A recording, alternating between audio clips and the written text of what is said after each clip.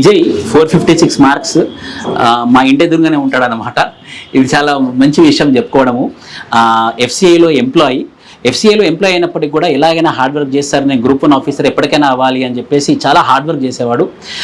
ఈ గ్రూప్ 1 అనిశ్చితి ఉన్నప్పుడు, అక్టోబర్లో ఎగ్జామ్ జరుగుతుందా జరగదా అన్నప్పుడు మాత్రం మొండిగా ఒకటి మాత్రం చెప్పుకోవాలి, మనం ఎప్పుడైనా సరే ఎగ్జామ్ ఎప్పటికైనా జరుగుతుంది సార్ అని అనేవాడు అనమాట. నాకే చెప్పేవాడు, సార్ ఎప్పటికైనా కూడా ఎగ్జామ్ జరుగుతుంది, సో నేను దాని మీద ఫోకస్ చేస్తానని చెప్పేసి మన దగ్గర టెస్ట్ సిరీస్ జాయిన్ అవ్వడమే కాకుండా, నీకు గుర్తుంటే మా ఇంట్లోనే పేపర్ కరెక్షన్ చేసుకునే వాళ్ళం మనము. ఆ రోజు నీకు చాలా గట్టిగా చెప్పాను, ఆన్సర్స్ చాలా బాగున్నాయి, ఖచ్చితంగా ర్యాంక్ వస్తుందని చెప్పాను. 456 is a very good mark. 450 కన్నా ఎబో ఏది వచ్చినా కూడా ఇప్పటిదాకా వచ్చిన రిపోర్ట్ మేము తీసుకున్నాం సర్వే. సో 70 ఎబో వచ్చారు. GRL వచ్చిన తర్వాత ఖచ్చితంగా టాప్ లో ఉంటాం. సో FCI నుంచి గ్రూప్ 1 ఆఫీసర్ అనమాట. Thank you so much sir. Thank you and thank you Vishnu sir for all the support. నేను FCIలో వర్క్ చేస్తూ గ్రూప్ 1కి ప్రిపేర్ అయ్యాను.